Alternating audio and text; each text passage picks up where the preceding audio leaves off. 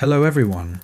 Tonight we journey back to a time when pain was part of the landscape, when your tools were wooden, your prayers were frequent, and your molars, well, they were time bombs. Welcome to your new life as a medieval peasant with a toothache. Before we settle in, take a second to like the video and subscribe, but only if you truly enjoy the stories. Let me know in the comments where you're listening from and what time it is. It's always a joy watching bedtime wander the globe, so get comfy, blanket, pillow, whatever helps, and let's drift into tonight's story together. The rooster hasn't even finished crowing when the pain in your jaw jolts you awake like a thunderclap in your skull. It's not just sore, it pulses with a beat all its own, like someone stuffed a tiny blacksmith in your gums. The right side of your face feels hot. Swollen, the inside of your cheek is raw from where your molars have turned against you. And yet you rise, because there is no such thing as calling in sick when you are a peasant. You've got a small strip of land to tend and not enough hands to manage it. One of the kids has a cough. Your partner is still nursing the youngest. The cow is lowing again, probably stepped in something, or worse, hasn't stepped in anything at all. So you do what every other peasant has done for centuries. You put on your itchy woolen tunic, wince as you chew a bit of stale bread, fells bad choiced, and head out to work. You stumble out into the fields, jaw throbbing like a cursed drum. The air is damp and earthy, the kind of morning that would normally make your shoulders unclench. But the pain turns it all to fog. Your teeth grind when you chew, because even soft food feels like gravel now. Historians still argue whether medieval diets helped toughen peasant teeth or just destroyed them faster. Either way, you're not feeling lucky. Everyone around you seems to pretend not to notice. Maybe they're being polite. Or maybe they've got their own toothaches. You wouldn't know. Nobody really talks about it unless it gets bad enough to smell. That's the thing about dental pain, it creeps in, slowly claiming every corner of your day. When you lean down to weed the turnips, it shoots up your neck. When you try to greet old Toma down the road, you grimace instead of smiling. When your kid asks for help with his shoelaces, your vision swims with ache. There are no painkillers, no Tylenol, just you, your aching mouth, and the very real knowledge that this is probably going to get worse before it gets better. The village healer, bless her, once mentioned something about sage leaves or mashed leeks helping with pain. You consider chewing a few. But then you remember the last time she helped someone with a skin rash. Let's just say he walked around smelling like burnt goose feathers for a week. Still, the pain has to be endured, because in this world, enduring is your entire job. You endure the cold, you endure the lords, you endure the hunger. Why should teeth be any different?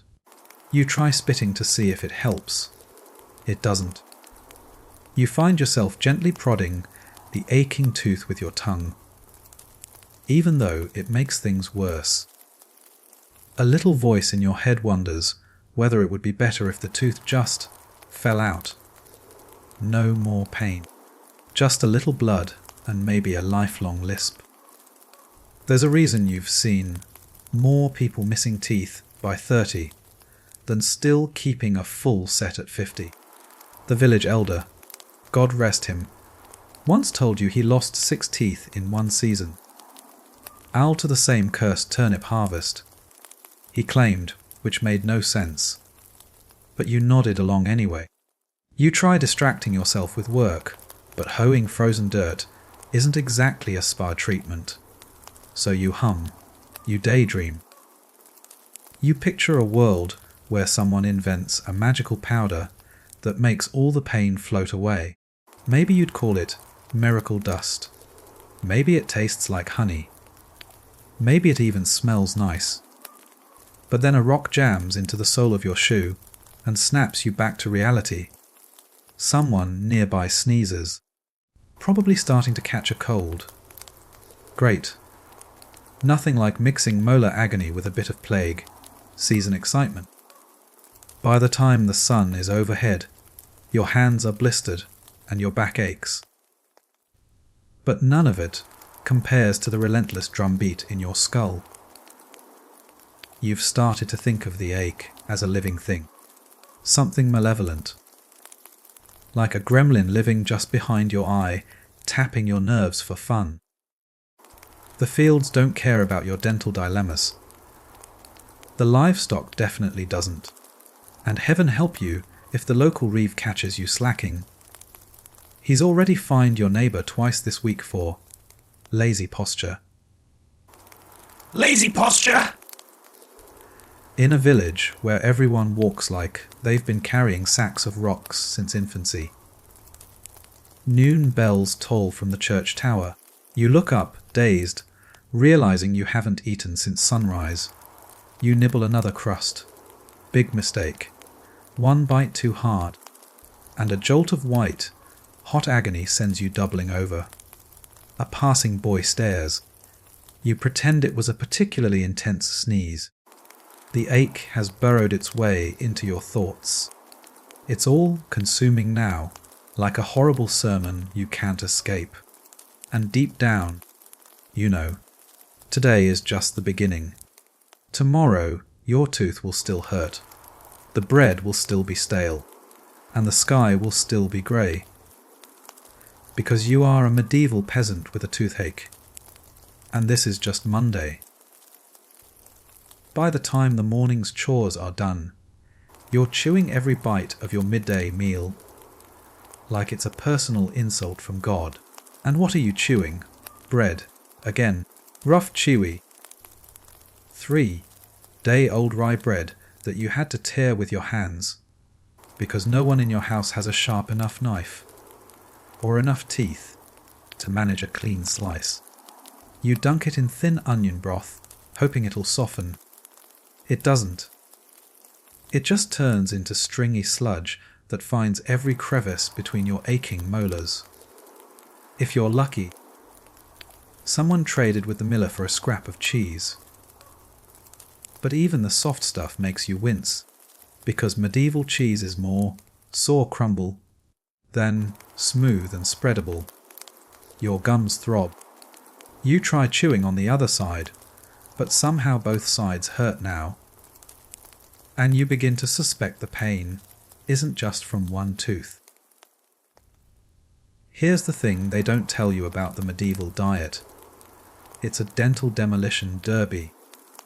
You eat coarse bread made from flour ground between millstones. Stones that shed tiny, gritty particles right into the dough. Over time, that grit turns your teeth into sandpaper.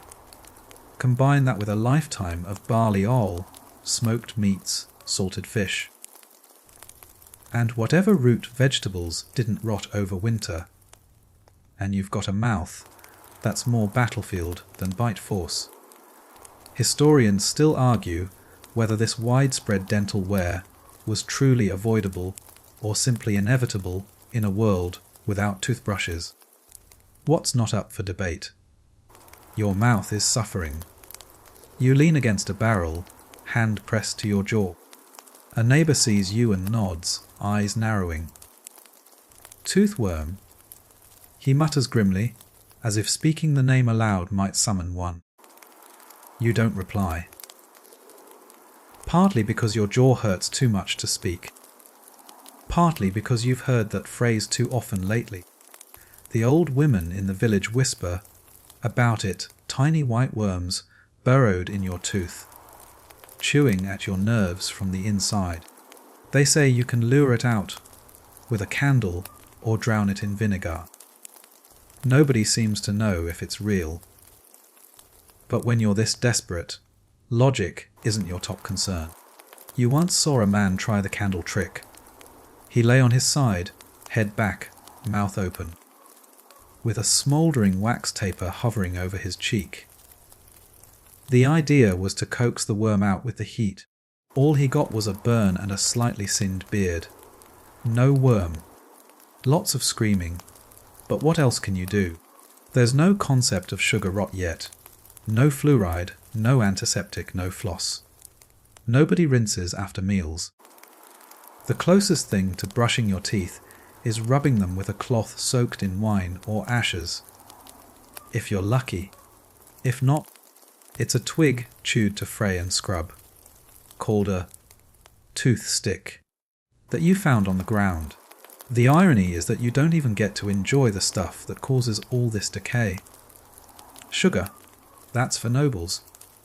Maybe, just maybe, a merchant passes through with candied almonds or fruit preserves, but they cost more than you'll earn in a week. Yet when the Lord's sun shows off his spotless, buttery, white smile, everyone just assumes that being rich somehow prevents toothache. Spoiler. It doesn't.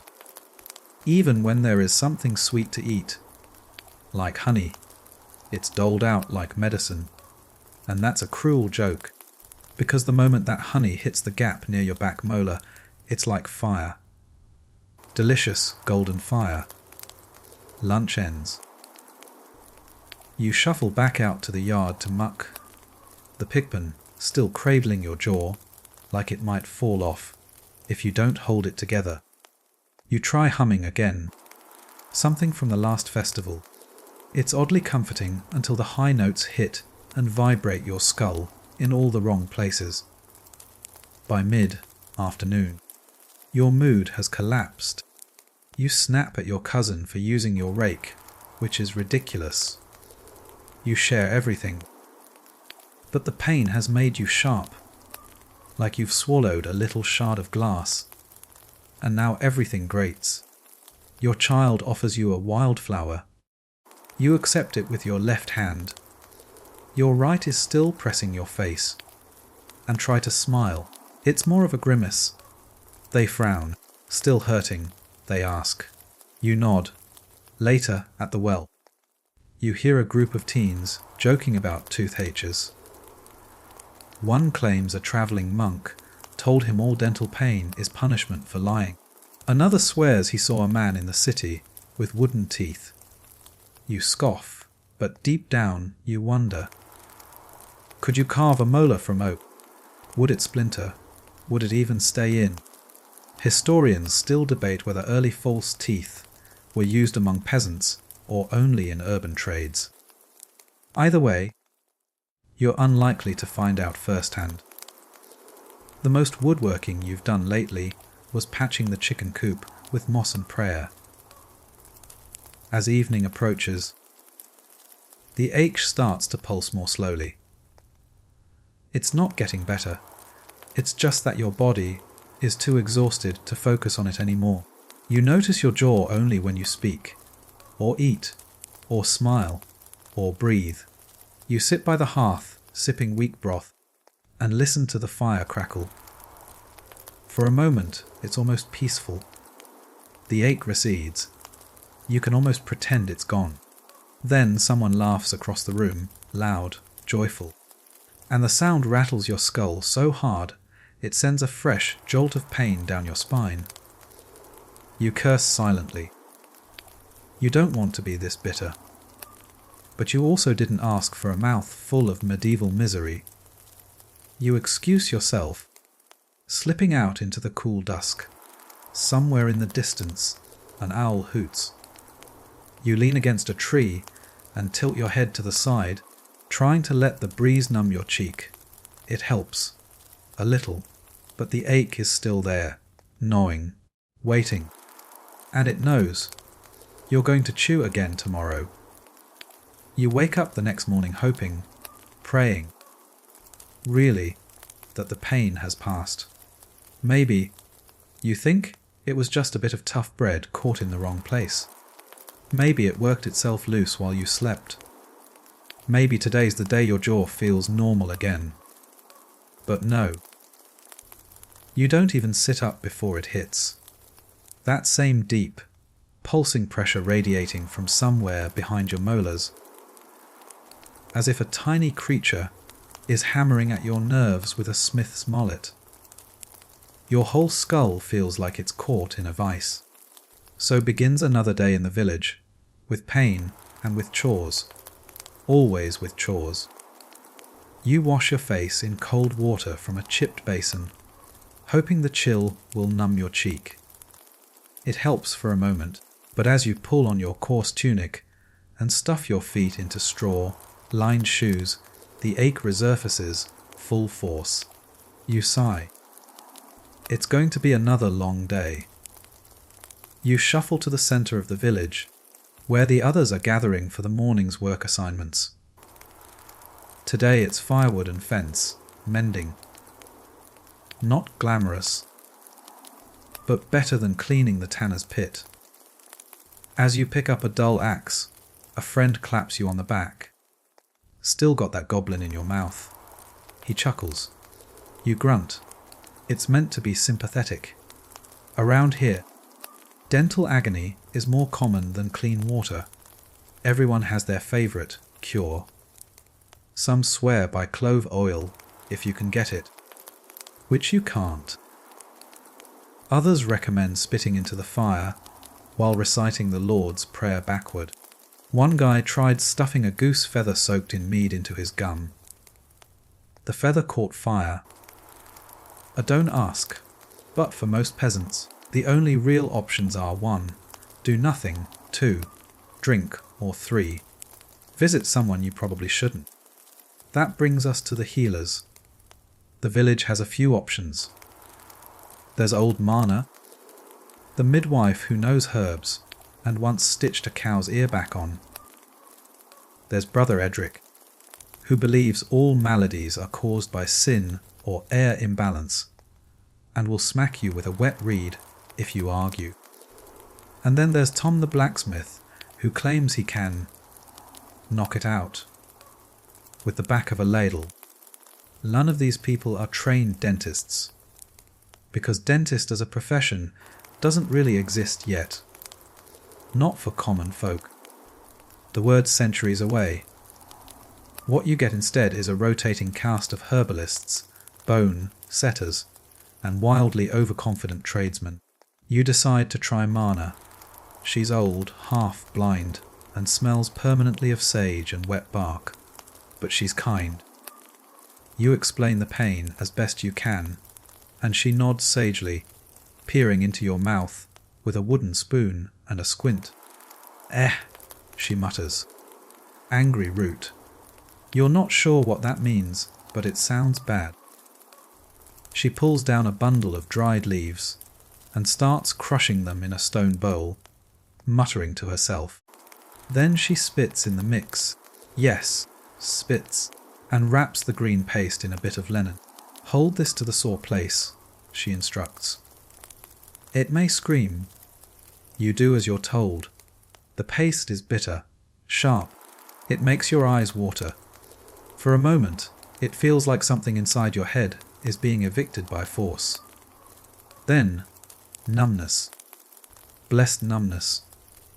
It only lasts a few minutes, but it's glorious while it does. You thank her with a duck egg and a bow. She waves you off. If it gets worse, bite a stick and pray, she advises. Comforting. Historians still argue whether medieval folk healers like Mana genuinely helped or just offered psychological relief. But when you're in this much pain, even belief itself feels like medicine.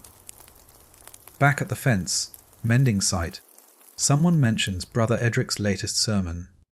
He claims the tooth worm is a sign of moral rot. God tests your humility through your molars, he declared, which sounds ridiculous, until you remember the time someone's toothache did vanish right after a particularly long confession. Coincidence? Desperation makes philosophers of us all. After lunch, more soup, less chewing. You start noticing how many people around you are missing teeth. Your aunt smiles at a child. There's a clear gap in the front. The Reeve, who's only in his 30s, has half his chewing teeth gone. Even the baker's daughter, barely 15, has one chipped and darkened. You never noticed it before, but now it's like everyone's mouths are little maps of survival. Every gap tells a story. Every crooked molar is proof that people here have been eating pain longer than you've been alive.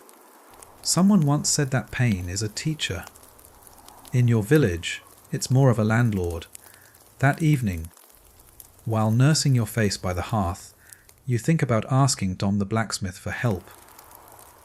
He's not gentle, but he is efficient, and he has tools. They're not dental tools. They're tongs. For shoes, horseshoes. Still, some villagers swear by him. He has a way of loosening a molar with one twist of the wrist. Quick and bloody. They say, "But you'll sleep after." You mull it over. There's no rush. Yet. But you know the day's coming. Soon, the pain will make the decision for you.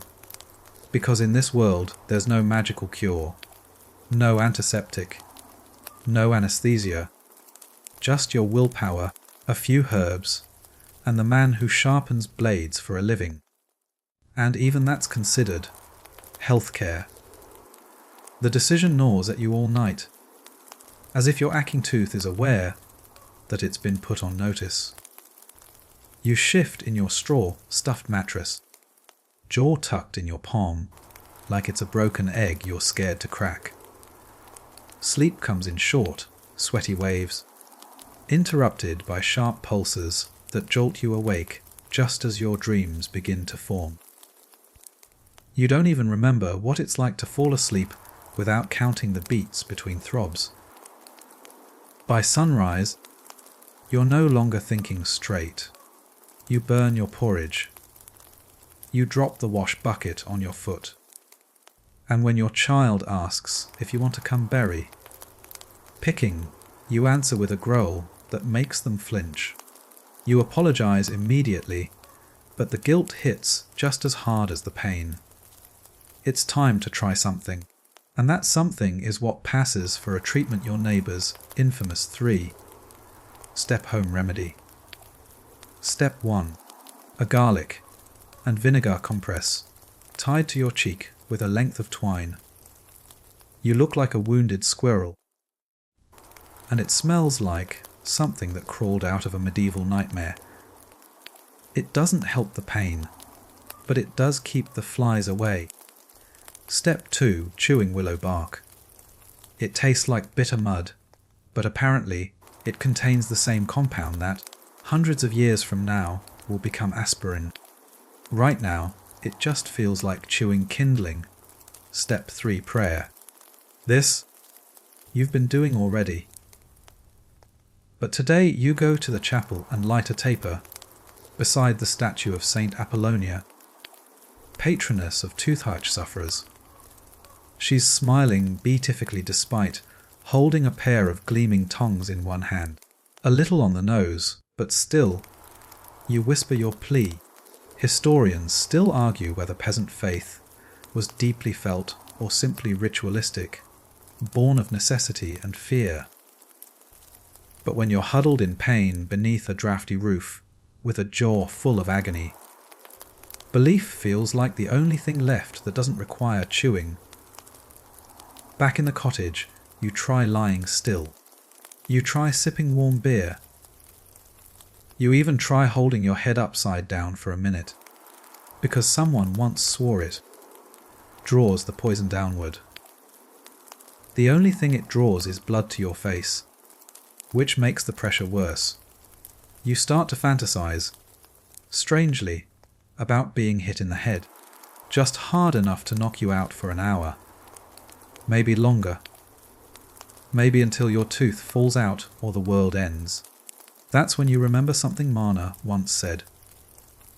Sometimes, the pain has to teach before it can leave. That sounds like a curse to you. Still, you hold on. You endure. Because what else can you do? You've seen people try things worse than any pain. The tanner's wife once tried stuffing mouldy bread into her cheek, hoping the mould would kill the infection. It didn't. She ended up with swelling so bad her eye wouldn't open. Another man swore by biting down on a heated coin. He ended up with a burn and a cracked incisor. But perhaps the strangest remedy you've ever witnessed belonged to an old woman from 3 villages over. She believed the pain was caused by spirits trapped in the tooth. Her solution: sit in a circle of salt, hold a frog to your cheek, and chant the name of every saint you could remember. Historians remain divided on whether these fringe remedies were born from local custom or simply desperate improvisation. What's clear is that people tried everything. Because when your jaw is screaming and your life is already hard enough, anything, even frog therapy, starts to sound reasonable. At sunset, you sit outside, staring at the fields. The pain is still there, deep and dull now, like an ember refusing to die out. You watch a hawk glide across the sky and wonder if hawks get toothcares. Probably not. You envy the simplicity of their lives. Hunt, eat, fly. No farming. No bad bread. No molars. Your neighbour joins you, chewing a sprig of mint. He offers you one. You hesitate. Chewing is the enemy, but accept anyway. Tucking it into your cheek like a poultice. It tastes fresh. Sharp. At least the scent distracts you. Could be worse, he says after a moment. Could be your foot. You raise an eyebrow. He gestures down. Broke mine last spring. Took 8 weeks to walk straight again. You nod slowly. He's not wrong.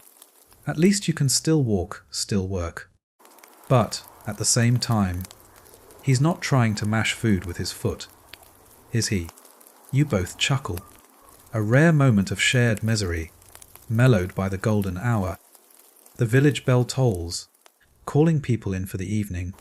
You stand slowly. The pain flares. You clench your jaw, then regret it immediately. But you're upright, you're breathing, and you have a plan. Tomorrow, you'll go see Tom the blacksmith.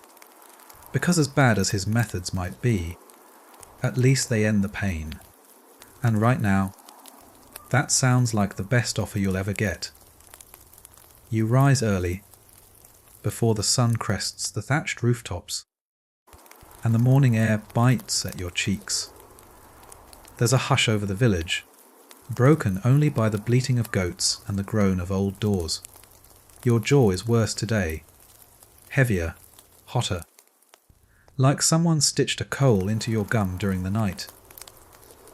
You barely slept. You don't even bother with bread. The thought of chewing makes your stomach turn. The blacksmith's forge sits at the edge of the village, past the pig pens and the leaning grain shed. It's already smoking when you arrive. Dom is inside, sleeves rolled up. Hands black with soot, hammering something that looks like a horseshoe into submission. The rhythmic clang of metal against metal echoes in your skull like a drumbeat of dread. He sees you and wipes his brow. Tooth. You nod. He grunts and gestures toward a wobbly bench by the door. Set. There's no ceremony, no assessment, no sympathy. Just a man with thick wrists and a set of iron tongs that probably weren't designed for anything even remotely dental. But this is Tom. He's done this before, many times, probably too many. Back one, he asks. You open your mouth and point, trying not to flinch. He peers inside, snorts and mutters, looks ripe. You feel your stomach flip. Tom picks up a worn cloth and wraps it around the tongs, like that somehow makes it more medical. Then he stokes the forge a bit more. You wonder if he plans to heat the tongs. You sincerely hope not. "Bite this," he says, handing you a strap of leather that smells like horse. "And hold still. I'll count to 3. He doesn't. There is no 3. There is only a sudden, violent jerk, a sound that might be described as a wet snap, and an explosion of pain, so vivid your entire world whites out for a second. You shout into the leather. You squeeze the bench so hard it creaks. You almost pass out, and then, just as suddenly, it's over, sort of. Your mouth fills with blood. Thumb hands you a rag. You spit, again and again, until your vision clears. He shows you the tooth. It's cracked, brown, and hideous. You want to cry from relief and horror at once. "Got the root," he says, proud. "You'll live." Historians still argue whether blacksmiths doubled as de facto dentists out of necessity, or simply because no one else wanted the job. Either way, in villages like yours, the blacksmith was the surgeon. You sit there for a while, head throbbing, jaw oozing. The pain isn't gone, but it's different now. Cleaner, simpler, not the deep, evil ache that haunted you for days. More of a throb, raw and open. You'll take it. Thumb offers you a slug of something from a wooden cup. It burns all the way down and makes your eyes water, but it helps. He says it's medicinal. You don't ask what it is. You thank him. You pay him with a favor, not coin. A few extra hours mending his fence next week. That's the deal. Teeth, it seems, come with payment plans. You return home with your mouth packed full of linen and pride. The children stare. Your partner raises an eyebrow. You nod slowly, like a returning warrior from the front lines. No one claps. But someone brings you a cup of weak broth, and for once it tastes like victory. That night, you lie on your mattress, face swollen but heart lighter. You survived. You faced the tongs and didn't cry in front of the chickens. You earned your village badge of honor, a gap in the back of your mouth and a story to tell. Still, you wonder, how many more will come? This wasn't your only bad tooth. And there's no guarantee the next one won't crack at harvest, or rot in winter, or flare up the next time you bite into something as dangerous as cabbage. You fall asleep with one hand on your cheek, just in case. The fire dies. The night deepens, and somewhere in the village, another soul begins to feel that first sharp twinge behind the eye. Because in the world of medieval peasants, the question isn't if you'll get another Toothache. It's when. You wake in the middle of the night, with a taste of iron in your mouth, and the unmistakable sensation that your jaw is the size of a pumpkin.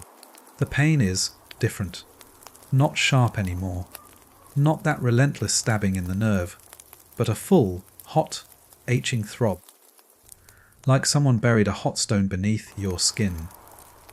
The space where the tooth once was feels hollow and tender. You touch your cheek.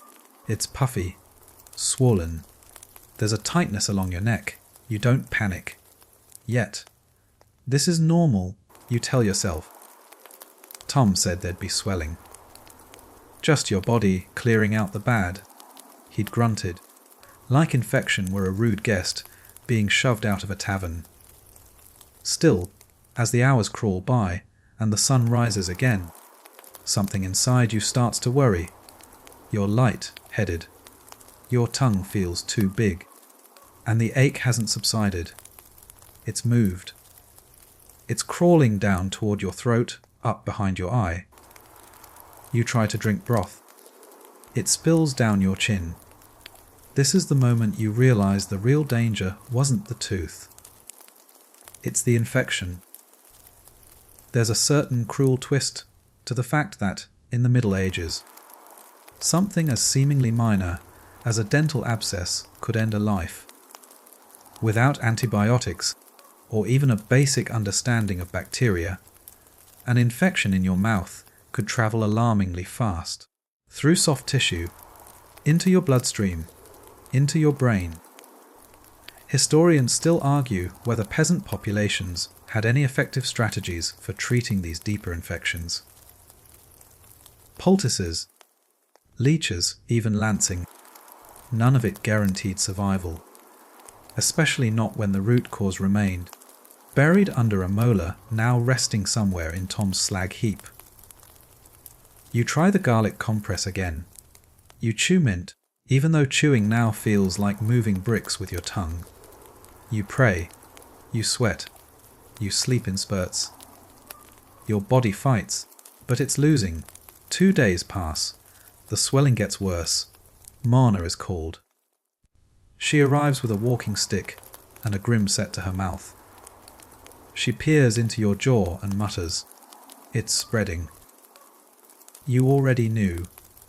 She bowls a linen strip in wine and vinegar and places it on your neck. She brews a tea of yarrow, elderflower, and something that smells like old boot leather. You drink it. It makes you vomit. The fever hits that night. You see strange things. Flashes of candlelight that don't exist. You dream of teeth falling from the sky like hail. You hear someone speaking in a language you haven't heard since childhood. You can't tell if it's memory or nonsense. Marna stays the night. She hums a low tune that might be a hymn or might be for her own comfort. Every few hours, she checks your pulse. She mumbles to herself when it's fast. She mumbles louder when it slows. On the second night, you drift. Not quite asleep. Not quite awake. Just drifting. And in that limbo, your mind goes strange places. You remember the old man with only 2 teeth left. The one who could gum an entire carrot like it was pudding. You remember the tale of the woman who tried to pull her own molar with a fish hook. You remember your cousin, who died last winter from the chin sickness, which you now strongly suspect was an infected tooth. This is how it happens, you think. This is how someone disappears from a village. No battle, no heroic farewell, just an H that wouldn't quit and a mouth that got too warm. You wake again, sore sweating, alive. The fever has broken. You don't feel good, but you feel here, present, rooted in your limbs again. Marna offers you a sliver of poached pear. It tastes like rain. You almost cry. You'll mend, she says, not unkindly, but chew slow from now on. Don't tempt the spirits. You nod, and for once, you actually plan to follow advice. For days, you stay in bed, letting the village spin on without you. You listen to the crows. You feel the wind on your face. And you swear, quietly, to yourself, that you'll take better care of your teeth. Not that you really can. There's no dental floss, no antiseptic, no knowledge of oral microbiomes.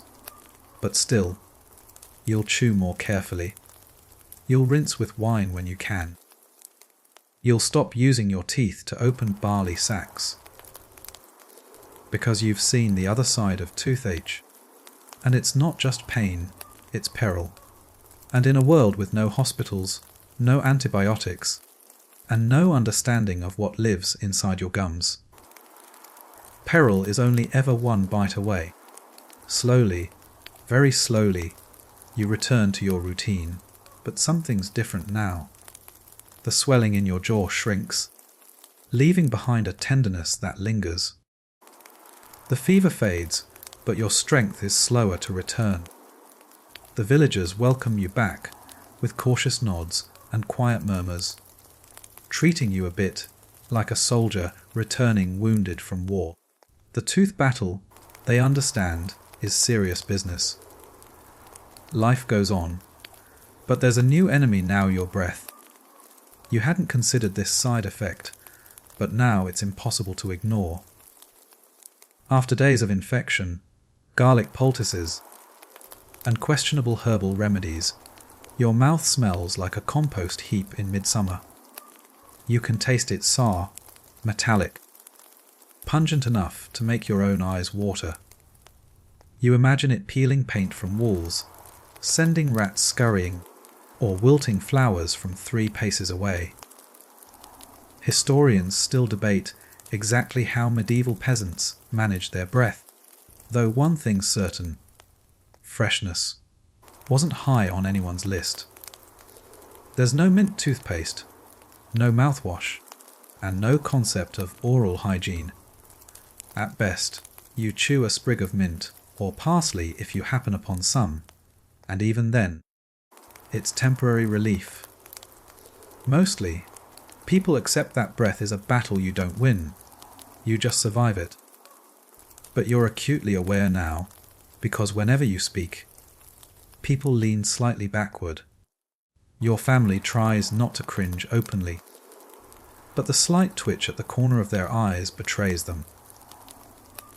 Even the village dog, who usually greets you enthusiastically, keeps its distance, sniffing cautiously from afar. Worse, social life demands closeness. Bargaining at the weekly market requires leaning in to whisper prices. Gossip at the well means speaking in hushed voices.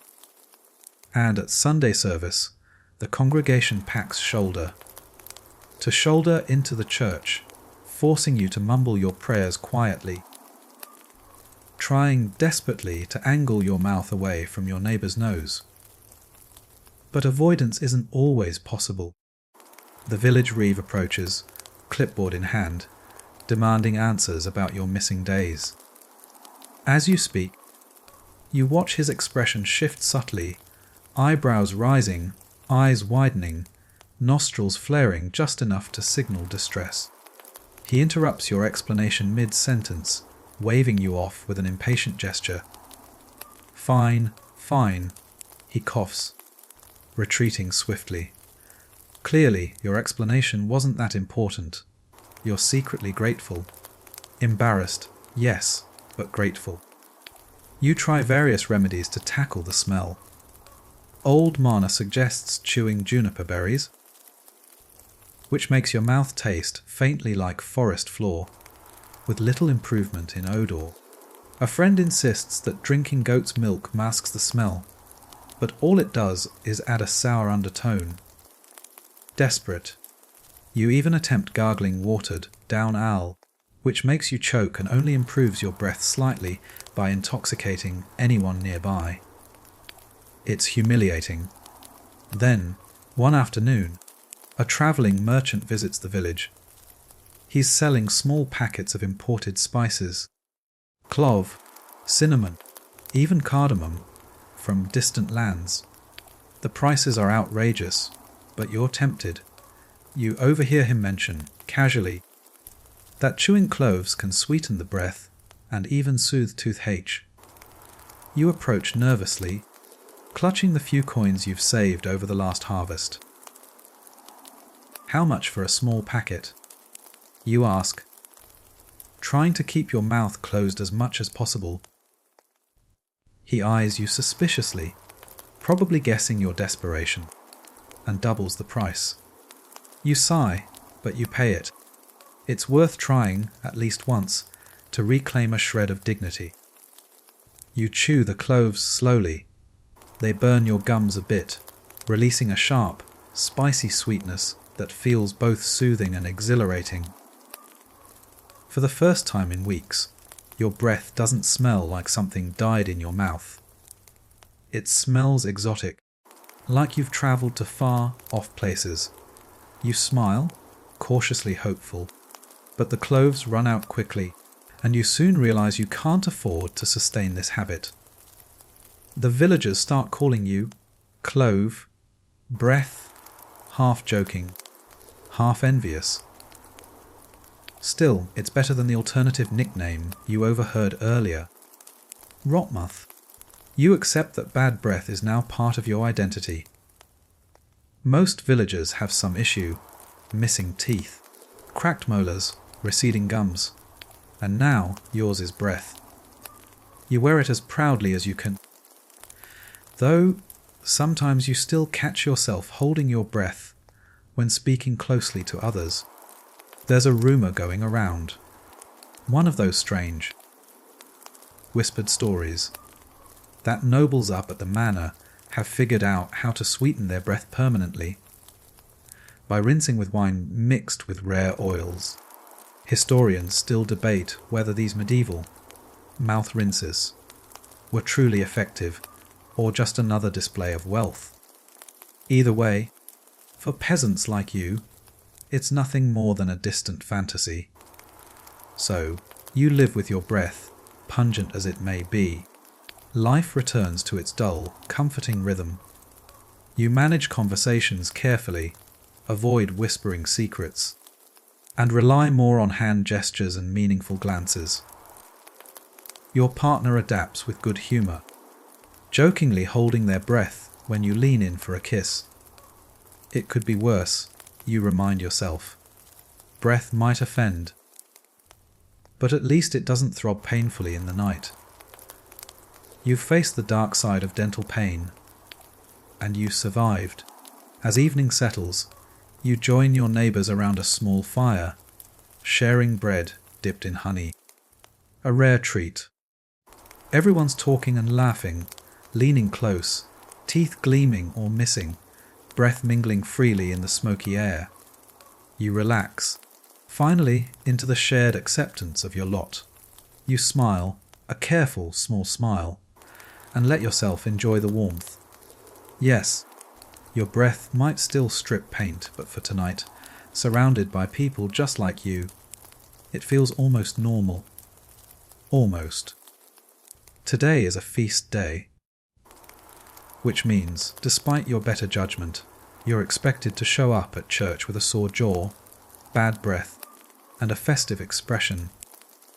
Your mouth still aches when you talk too much, and the raw socket from your extraction hasn't fully closed.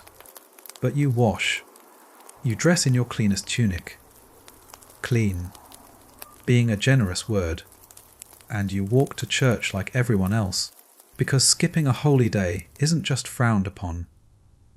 It's suspicious. The whole village is there. The reeve, the miller, even grumpy old Dot, who hasn't left her house since Candlemas. You nod respectfully to each person, doing your best to avoid conversation, though that's easier said than done in a place designed for close proximity and loud singing. You file into the pews, shoulder to shoulder with neighbours who have known you since you were small enough to chew things without consequence. The scent of incense mingles with sweat and damp wool. You try not to breathe through your mouth, partly out of reverence, mostly out of mercy to those around you. The priest begins his sermon. He speaks of discipline, of gratitude, of suffering as a form of spiritual purification. And you, clutching your jaw, can't help but feel personally attacked. The Lord's work, they call it. Suffering in silence. But it feels more like the peasant's work. Smile through the pain, nod through the swelling, and if you must cry, do it where no one can see. Historians still argue whether medieval people viewed Toothache as purely physical, or if it carried moral weight. In the popular theology of the time, suffering was often seen as a consequence of sin, or as a divine test of your humility. Either way, you're now keenly aware of every twitch in your gum whenever someone says, penance. After the service, there's a communal meal. Barley stew, black bread, and something they're calling celebration pudding, which mostly seems to be mashed root, vegetables, sweetened with a bit of honey. It's edible, if you're careful. You choose the softest pieces, chew gingerly, and pray none of it finds its way into the still, healing gap at the back of your mouth. A child bites into an apple beside you. You flinch at the sound. It's too crisp. Too smug. Lost a tooth, did you? Asks a neighbour, raising an eyebrow. You nod politely, trying not to talk. Should have had it blessed first. He continues. Old tale says holy water keeps the rot out. You've heard that one before, along with a dozen other sayings. Kiss a bishop's ring and never get an H. Bury your tooth under a willow for quick healing. Eat 9 turnip tops under a full moon. You're beginning to suspect people will believe anything if it means avoiding the tongs. Later, the musicians start tuning up for the feast dancing. You sit it out. Not just because your jaw is tender, but because the thought of bouncing around to a pipe and drum tune with a mouth full of clot makes you queasy. Instead, you find yourself near the fire, talking quietly with Mana, who now treats you like a mildly injured grandchild.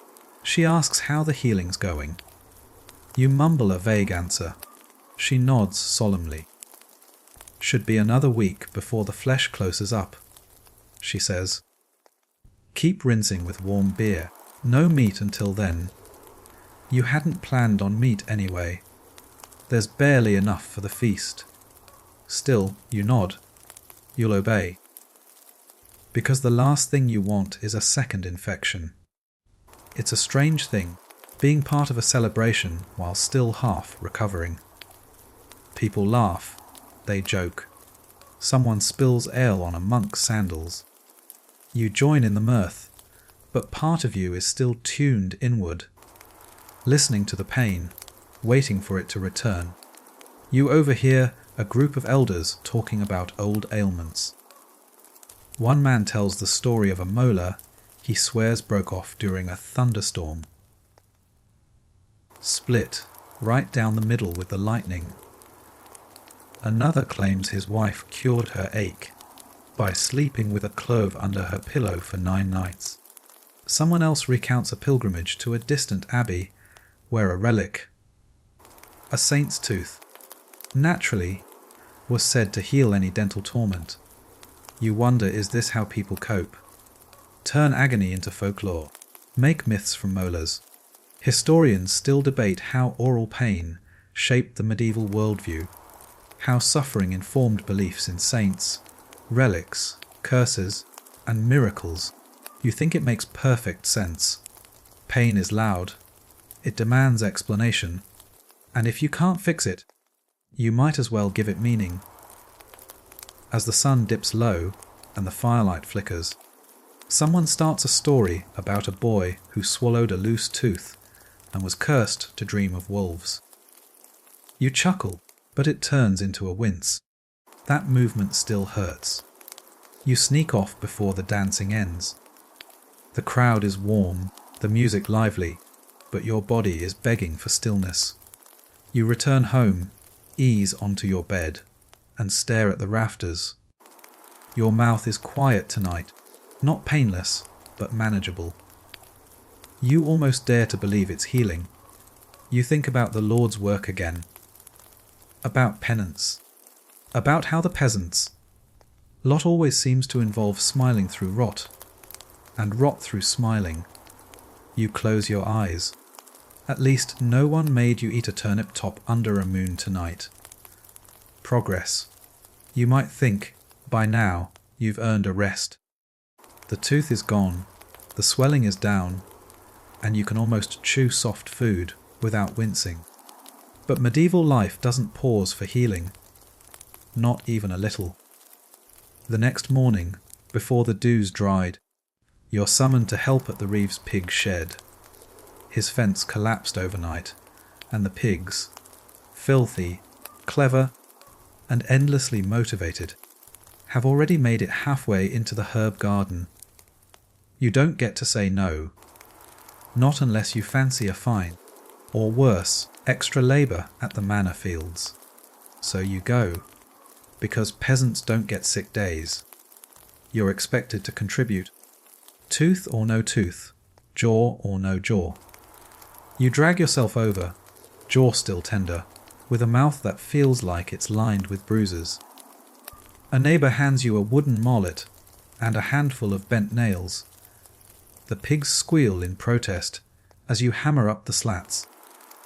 Every jolt of your arm sends a dull echo through your face, as if your cheek remembers the trauma and wants to file a complaint. But you get through it. You always do. It's a strange truth that once a tooth is gone, your body mostly just moves on. Sure, there's a bit of bleeding, a bit of scar tissue, but the space closes, the pain dulls, and unless infection returns or another tooth acts up, you're expected to carry on like nothing happened. And so you do. But the aftermath is longer than you'd hoped. You find yourself avoiding certain foods. You tilt your head when drinking. You've even started favouring one side of your mouth when speaking, as if subconsciously protecting your injured cheek. And then there's the occasional phantom pang. Brief, random jabs where the tooth once lived. It's like your nerves forgot they're unemployed. You pass the time in the fields pulling weeds and contemplating your new oral architecture. You think about your bite, about whether the missing molar will throw everything off balance. You watch a chicken peck at gravel and wonder how birds manage without teeth at all. Historians still debate whether medieval peasants were aware of long-term consequences like jaw misalignment or shifting teeth. Probably not. But you've lived long enough with pain to know that when something changes in your mouth, it stays changed. There's also the way people look at you now. Not with pity, but with recognition. You've joined the ranks of the tooth taken, a quiet club marked by careful chewing and occasional grimaces. You see it in the nods of the older folk, in the way a younger villager, seeing your missing tooth, suddenly gets very quiet about their own sore gum. You've become a kind of oral war veteran. One afternoon, as you shell peas with a few others by the well, someone mentions the new friar who's arrived 2 villages over. Apparently, he brings news from the south, of cities where apothecaries make pastes from chalk and herbs to clean the teeth. He even heard of a man in Florence who scrapes tartar with metal tools. You blink. That sounds absurd, but also incredible. Does it hurt? Someone asks. Oh yes, comes the answer. But they say you won't lose your teeth so young. The conversation drifts to whether it's worth it. Someone laughs and says they'd rather have 1 good year of chewing than 10 more years on porridge. Another mentions how monks in some monasteries rinse their mouths with salt water after meals. You resolve to try that. Later, while splitting wood with one hand pressed against your jaw, you think about your parents. Your father had only 5 teeth left by the time he passed. Your mother, even fewer, but she could still whistle, which she considered the greater skill. This is your future, you realize. Slowly losing teeth, 1 bad meal or winter at a time. There's no fixing it, no reversal, just a long, slow surrender. But you take some comfort in knowing that it's not just your battle. Everyone around you is chewing with half a set. Still, it's hard not to feel the absence. There's a little space in your mouth now, and it makes itself known in strange ways. A cold wind finds it, so does meat juice, and laughter, especially loud laughter, feels odd, like the sound escapes through a window that wasn't there before. You adjust. That's what peasants do best. When evening comes, you settle on your stool by the fire, legs sore, jaw manageable. You blow on a spoon of turnip stew and sip it slowly. Carefully, the tooth is gone. The pain has ebbed, but the memory, that stays. Because pain like that carves out space in you. It reshapes your day, your habits, your conversations. It becomes part of how you move through the world, what you eat, how you smile, how closely you stand beside others. And even though it's gone, you'll never quite forget the sound the tongs made, or the flicker in Tom's eye before he pulled. Your tooth may be in the ash heap, but your jaw remembers. And every meal from now, one will too. You never meant to become a local expert. But now, weeks after the extraction, people are asking you about it. The questions come casually, half-whispered, usually while hands are busy. Shelling peas, splitting logs, milking goats. Did it hurt? Someone asks. You shrug. Was there blood? Another dares. You nod. And then, always, was it worth it? That one takes longer to answer. You've noticed it's mostly younger villagers asking. The ones still new to the business of growing up broken. Maybe their first molar just started aching. Maybe they saw you wince when biting a boiled beet. Whatever it is, they've noticed your gap-toothed smile and now regard you like some legendary figure. Part peasant, part survivor. You do your best to be honest. Yes, it hurt. Yes, I'd still do it again. Because as bad as the tongs were, the infection was worse. The nights spent pacing. The fever dreams. The taste of copper and fear and guilt. That was worse than any pain a blacksmith could inflict with a piece of iron. Still, you don't blame them for hesitating.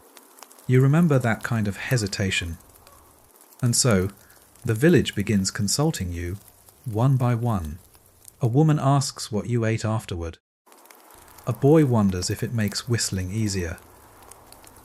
Someone even suggests writing a song about your ordeal, though it mostly ends up being just one rhyme.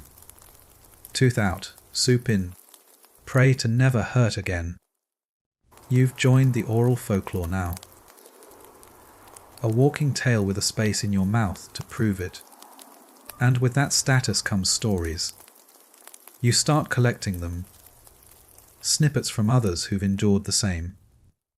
There's Dot, who swears her teeth never hurt again after she gargled pond water from the West Marsh. There's Hobe, who keeps a tooth in a pouch tied to his belt for luck, though no one knows if it's his. There's even a tale of a man who died with all his teeth intact. Supposedly, he chewed licorice root every morning and made peace with his enemies before every meal. Historians still argue whether such stories were pure fiction or scattered truth polished by retelling. But they comfort people, and that's the real point. So you share your story when asked, and in return you get others. Eventually, someone paints a crude image of you on the side of the owl shed, grinning broadly, with one square missing from your smile. The likeness is terrible, but the sentiment is warm. You're not that poor soul who couldn't chew turnips for a month anymore. You're the one who lived, which, in a place like this, is something. As the seasons shift and the nights grow longer, you find yourself more cautious about your teeth. You chew slower. You test every bite. You stop using your mouth to crack walnut shells, even though you used to brag about it. You rinse with water after meals when you can, even if it's just superstition. You've also started checking your children's teeth. Gently, discreetly. You run a thumb along their molars when they laugh or yawn. You dread the day one of them winces, because you now know exactly what follows that first flinch. One night, your eldest asks, "Did it hurt more than stepping on a thorn?" You pause. "Well," you say, "a thorn comes out." They nod slowly, wide-eyed. It's enough. There's an unspoken code among peasants. Pain is to be endured, not discussed. But lately, that seems to be shifting, just slightly. Because pain shared is pain remembered. And memory, even if it can't prevent the next ache, can at least offer a little guidance. The next time someone cries out from a bad tooth, you'll know what to say, not to soothe them, but to warn them gently. There's no quick way through it, just ways to make it worse. You think about writing this down, not because anyone would read it, most folk here can't, but because it feels important to capture. The rhythm of it, the pattern of pain and survival, the things no one says out loud, but everyone carries in their smile. And late one night, you catch your reflection in a puddle. It's dim and wavy, but you notice something. You're still smiling. A little crooked, a little gap-toothed, but smiling just the same. And you realize, pain doesn't define the end of something here. In this place, in this life, pain is often just the beginning of the story you'll tell next. You're in the woods today, gathering kindling. Not because you particularly want to, but because winter's coming and firewood doesn't stack itself. The wind carries the scent of leaf mold and damp bark, and the air bites gently at your ears. It's the kind of day that makes your joints ache in anticipation, especially if you're missing a tooth or two, to warm your face. The first snap of a twig underfoot sends a mild tremor up your spine. Not fear, exactly, just a reminder of fragility. You've become a little more cautious since the tooth, less reckless. You test each branch before breaking it. You step with more awareness. You chew with intent. A quiet part of you wonders, is this what wisdom feels like? You crouch to pick up a dry limb and pause, jaw tightening. Not pain, just memory. Muscle memory, nerve memory. That tiny, subconscious flinch you'll probably carry with you forever. You stand slowly and look out across the trees, letting your breath mist in the cold. You've been thinking a lot about pain. Not just yours, but everyone's. About how Toothache is one of the great equalizers. Rich, poor, old, young. Everyone with a mouth is at risk. Historians still debate how much medieval medicine really helped common folk. But there's no debating that pain like this leaves a mark on your life. You start to identify people not by their features, but by how they carry their discomfort. The way someone holds their jaw, the way they avoid apples, the way they suck at their cheek without realizing. You've come to read those signs like weather. You gather what you can and begin the walk home, sack heavy over your shoulder, mouth dry. As you pass through the edge of the village, you hear someone retching behind the cooper's hut. A young man, no more than 16, curled against the wall, hand clamped to his cheek. You don't speak right away. You wait until the heving stops, until he's breathing through his mouth in short, furious puffs. Back one. You ask quietly. He nods. Left or right? He opens his eyes, bloodshot, tear-streaked. Right. You sit down next to him. You can try willow bark, you say, and beer, and prayers.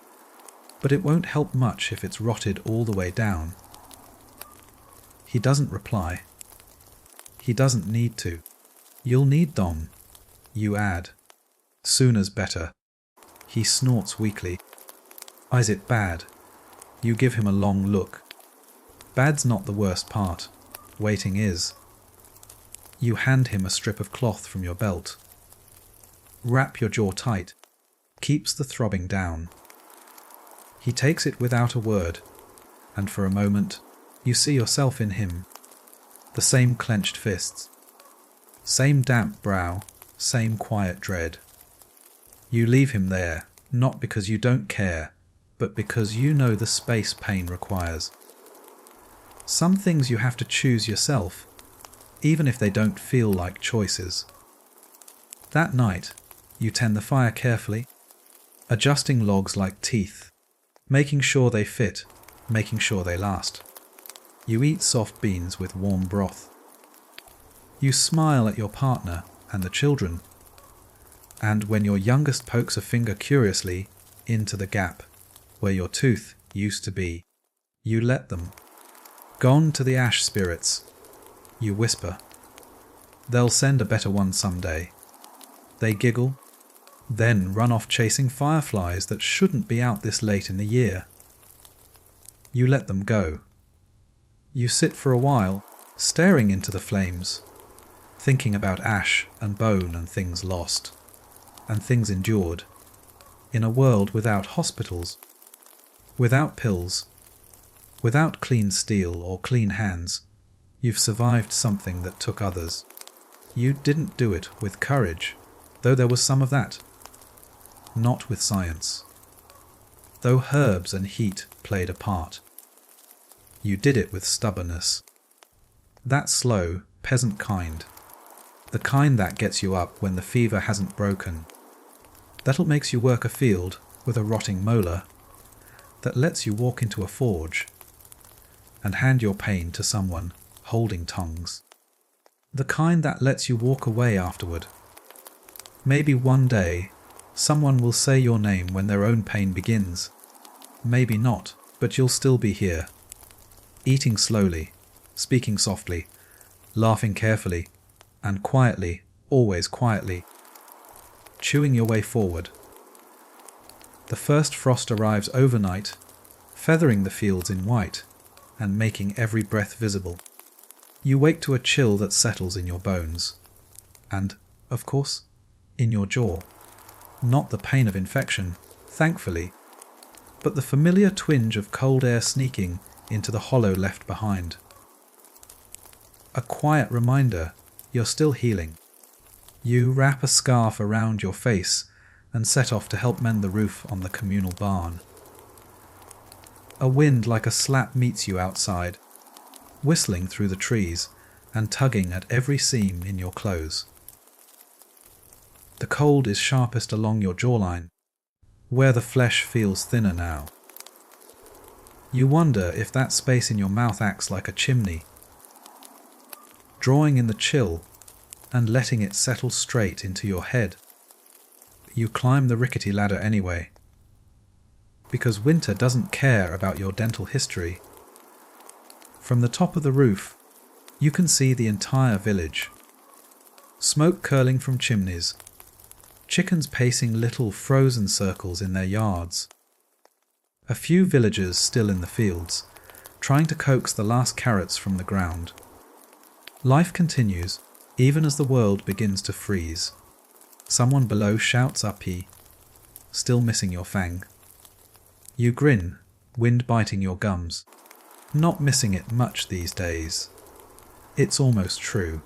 The ache is long gone, the swelling too, but the sensitivity remains. And every so often, when the wind is just right, or just wrong, you feel it, a raw little echo of what was once agony. Historians still argue how much medieval peasants understood about nerve pain, especially in teeth. Most of what's written comes from monks and physicians far above your station. But you know what you know. Weather speaks to your wounds. Cold doesn't just sting, it whispers. That evening, you warm your hands by the fire while your family eats. It's root stew again. Familiar, filling, fibrous. You chew it slowly, always on the safe side.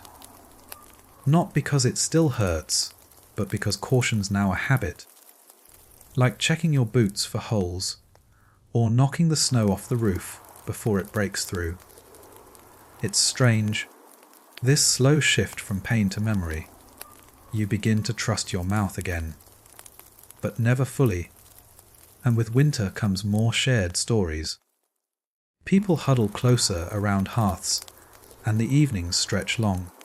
One man claims his great aunt lost 4 teeth one winter after drinking too much ice beer. Another insists rubbing bare fat on your cheeks can keep Georges away. Someone else jokes that bad teeth are just a sign you've eaten well, which gets a laugh, because nobody eats well here. Not really. You start to hear the word luck more often. Lucky it was just 1 tooth. Lucky it didn't rot deeper. Lucky Tom was sober that day. And you nod, because that's how the world works now. Survive something horrible, and people call you lucky. But the truth is, you're not sure if it was luck or just timing. Or maybe it was Mana's smelly paste. Or that moment of stillness right before Tom didn't count to 3. What's clear is that luck won't prevent the next one.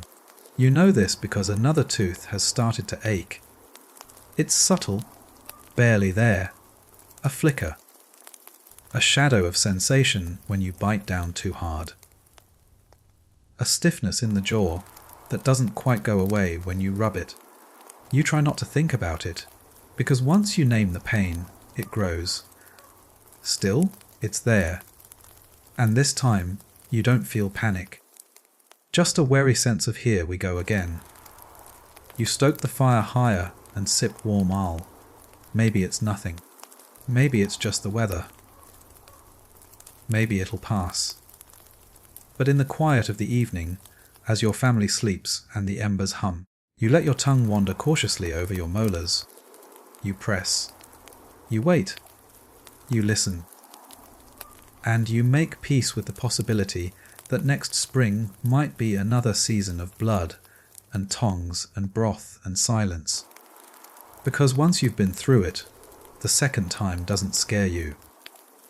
Not as much. It just exhausts you. You lean back in your chair, exhale slowly, and think 1 tooth at a time. That's how peasants lose them. That's how they live. It's market day, and the village is bustling. Carts creak along the frozen road, packed with turnips, salted meat, and jars of pickled things in hues no food should naturally possess. There's a barrel organ playing something almost cheerful, and a flock of geese has staged a small rebellion near the grain stall. You limp through the crowd, jaw wrapped in a thin wool scarf, not because of pain, but out of habit. Old aches leave long shadows. You're here to barter eggs and cabbages, but you're also watching. Observing mouths, to be specific. Not in a strange way, just quietly cataloguing how people chew, speak, smile. You see gaps, missing incisors, yellowed stubs. Mouths drawn tight to hide pain. You wonder if everyone else is doing the same. You pass by the tinker's daughter and notice her wince when she laughs. You nod, almost reflexively, a knowing look. She notices, doesn't smile again. Later, you run into the baker, a man who speaks in half, mumbled vowels and hasn't bitten into an apple in 5 years. He gestures to the scarf and says, still aching. No. You answer truthfully. Just cold. He laughs, then winces. I forget what that's like. What? Being warm. Or pain going away. You don't ask. You both understand the double meaning. You trade for some soft cheese, aged just long enough to mash with a spoon. You used to avoid it.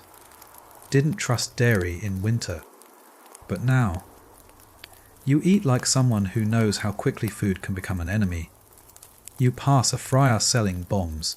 He claims they soothe all ills, including toothache, heartbreak, and goat foot. You glance at the label. Poppy, lard, ash, and a prayer in bad Latin. Probably worthless, possibly deadly. Still, people buy them. Because even a lie feels like comfort when the ache is strong enough.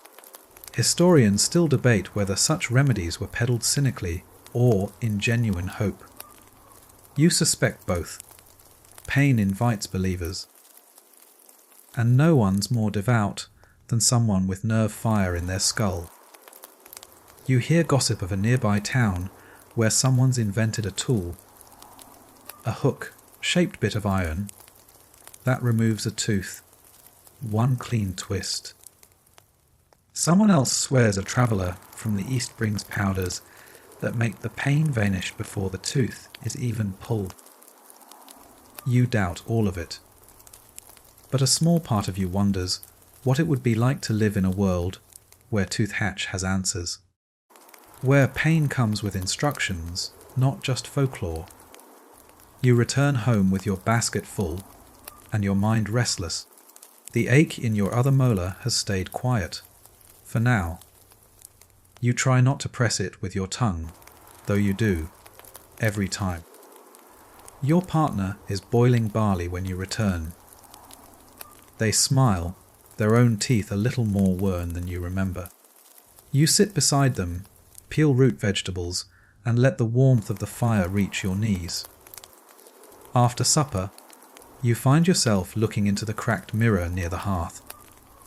You open your mouth, stare at the gap. It's clean now. Healed.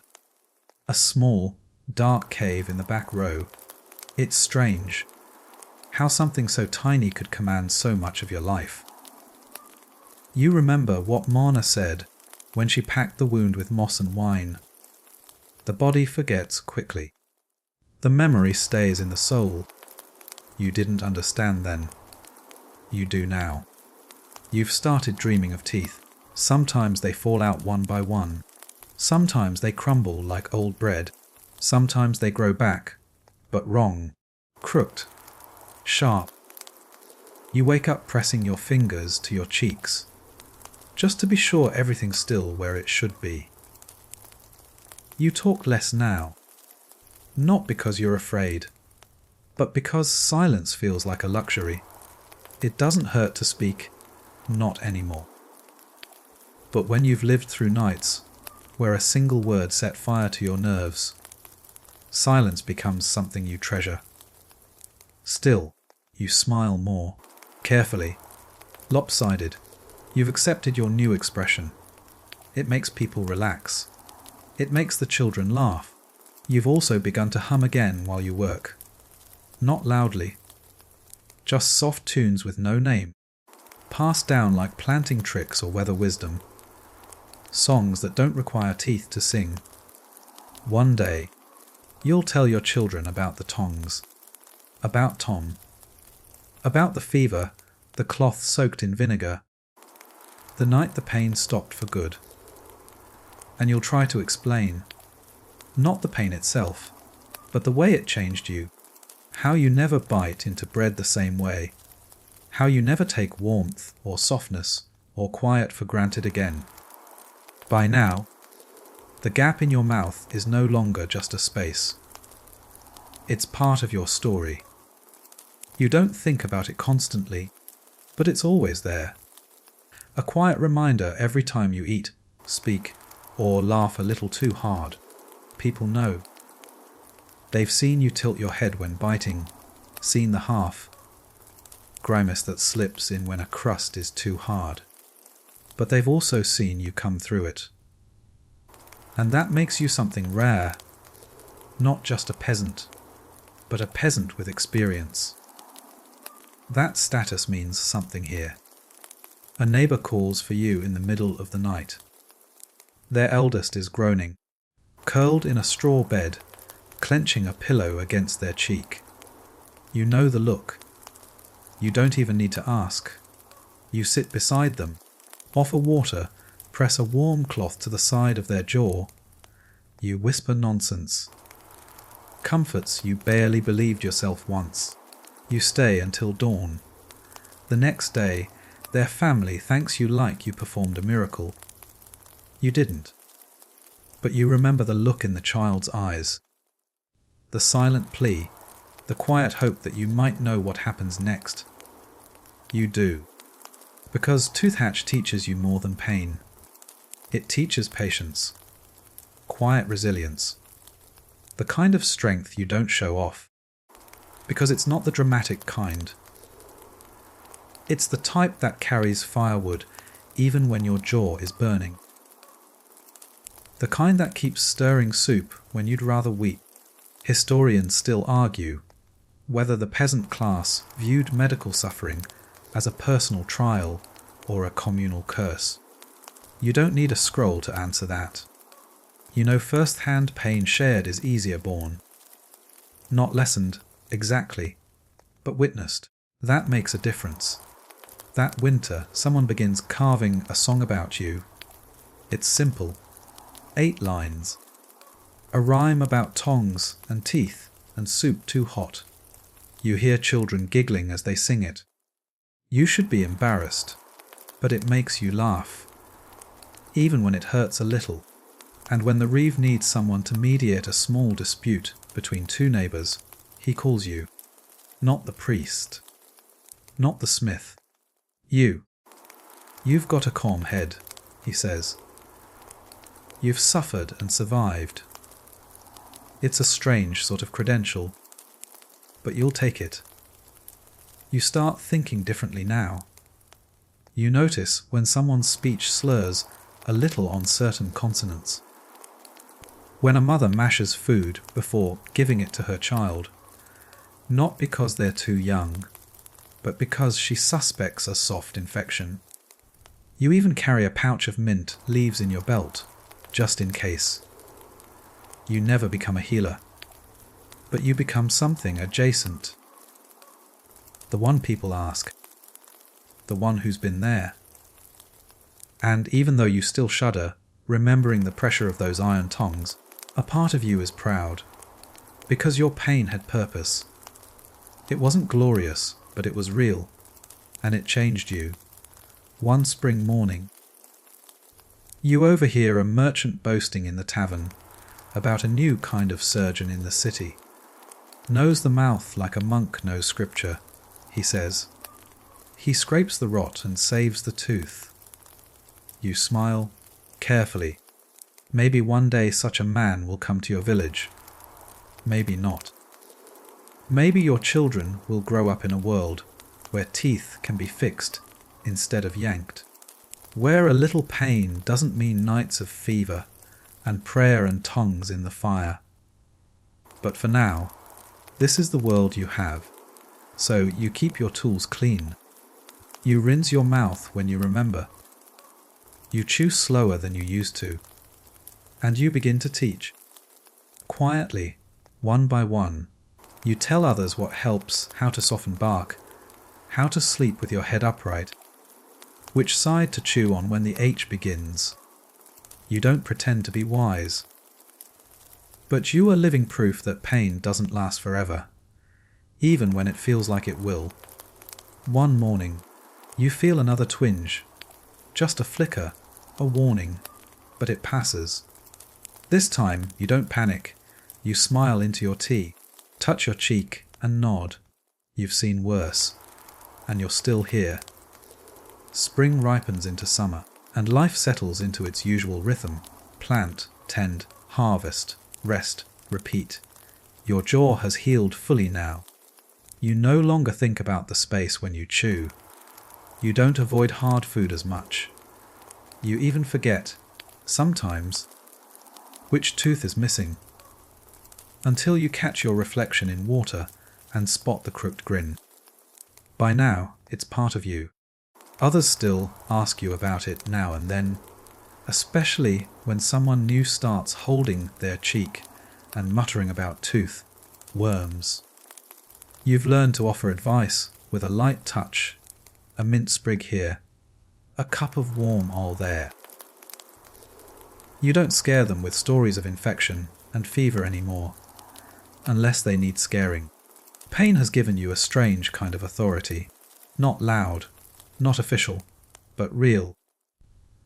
And in a village where most wisdom is passed around like bread, torn off in rough pieces, shared with a nod, that kind of experience matters.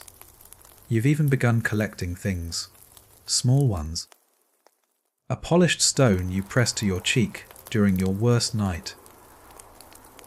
A splinter of the tongs that Tom gave you as a joke, half charred. A clove from the first pouch you bought with barter and hope. They sit in a box beneath your cot, not sacred but significant. Pieces of a chapter you survived. Your children laugh more now.